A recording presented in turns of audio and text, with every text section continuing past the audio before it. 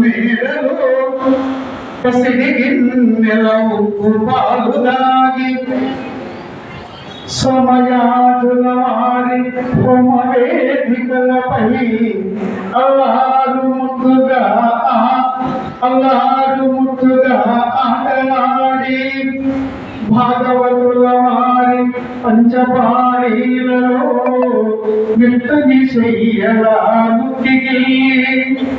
శ్రీనాథ కవి గారి సీసమాలికలలో హాయిగా తూయాలూగి విజయ విద్యానగర రాజవీకులందు దిగజముల మీదనే తిరిగి తనుచు జయ భేరి దశలము నిలుచుకున్న ఆంధ్ర కవితామ తల్లి జయస్తు నీకు ఆంధ్ర కవితామ తల్లి జయస్తు నీకు.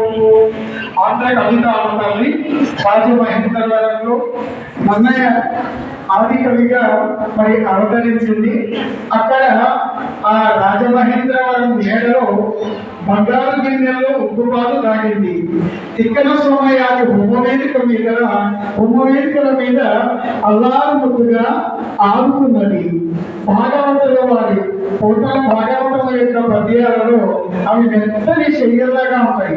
మందార మకరంద మాధుర్యమునలే మధుకంబునే మదనములకు అలా మెత్తని శయ్య ఆమె అట్లా ఉత్తగి అలా పెరిగి శ్రీనాథ కవి గారి యొక్క శ్రీ సమాధికలనే ఉయ్యాలలో ఊగి విజయనగర విద్యాదీపులలో జయభేరి మ్రోగించుకున్నటువంటి ఆ ఆంధ్ర కవితామ తల్లి అత్యంత వైభవోపేతంగా ఆ తెలుగు తల్లి, తెలుగు వైభవం, తెలుగు కవిత ఈనాడు అందరం ఎక్కి మన ఊరేగుతూ ఉన్నది.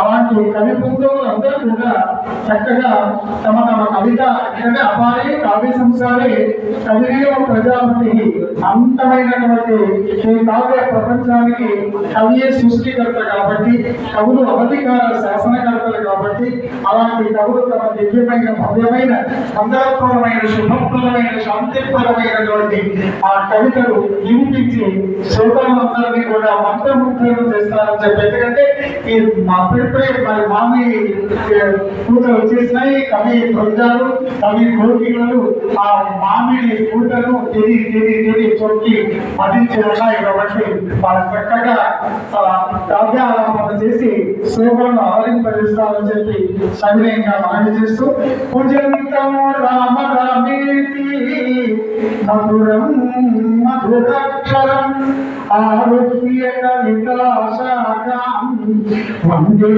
వాల్మీకి కోకిలం వందే వాల్మీకి కోకిలం. ఆది కవి